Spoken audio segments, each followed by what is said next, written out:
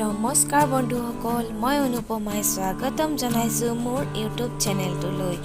আজিৰ ভিডিঅ'ত দেখুৱাম মুড়িৰ লাড়ু ঘৰতে কেনেদৰে অতি সহজে বনাব পাৰি। চাই থাকিব ভিডিঅ'টো। লগতে ভিডিঅ'টো ভাল লাগিলে লাইক, শ্বেয়াৰ, কমেণ্ট কৰিব আৰু যিসকলে মোৰ চেনেলটোত নতুনকৈ আহিছে প্লিজ চেনেলটো ছাবস্ক্ৰাইব কৰি দিবলৈ নাপাহৰিব। বলক তেন্তে ভিডিঅ'টো আৰম্ভ কৰোঁ। প্ৰথমতে গেছটো জ্বলাই লৈ এখন কেৰাহী পাতি লৈছোঁ। এতিয়া ইয়াত অকণমান পানী দিম।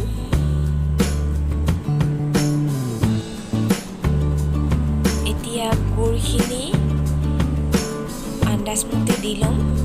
সৰু সৰুকৈ কাটি ল'ব লাগিব গুড়খিনি যাতে সহজে গলি যায়।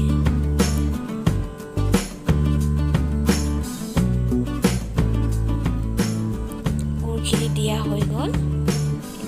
এতিয়া গুড়খিনি ধুনীয়াকৈ পানীত ঘুলি যোৱাকৈ এনেকৈ হেতা এখনেৰে লৰাই দিছোঁ। এতিয়া এই গুড়খিনি ধুনীয়াকৈ পাক খাব লাগিব।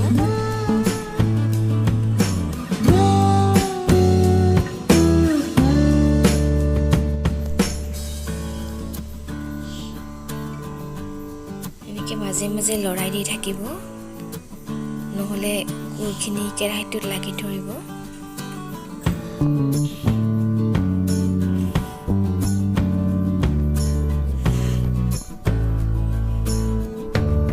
লৰাই থাকিব গুড়খিনি, সাৱধানকৈ লৰাই থাকিব যাতে কেৰাহীত লাগি নধৰে। একেবাৰে সহজে লাড়ুটো বনাবলৈ বৰ ভাল লাগে বনাই।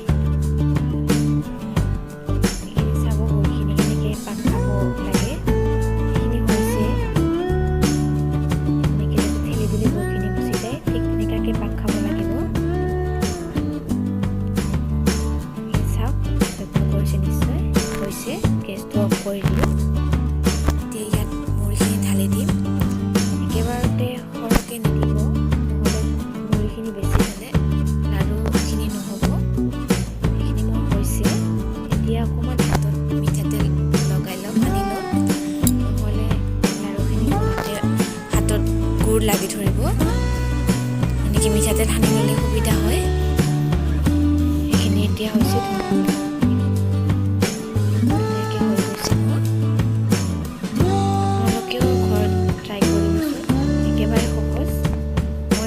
বনাওঁ। গৰমে গৰমে বনাব লাগিব, ঠাণ্ডা হ'লে কিন্তু নহ'ব। গেছটো অফ কৰাৰ লগে লগে লাড়ুখিনি বনাই শেষ কৰিব লাগিব।